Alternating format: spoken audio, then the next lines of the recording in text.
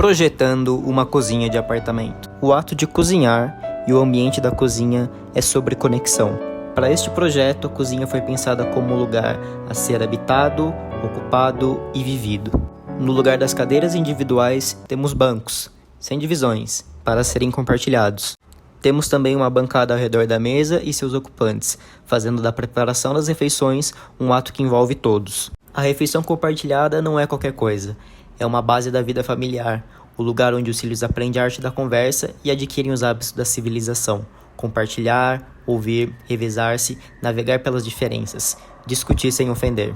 Cozinhar é uma das formas mais belas que a generosidade humana assume. E aí, teria uma cozinha assim no seu apartamento?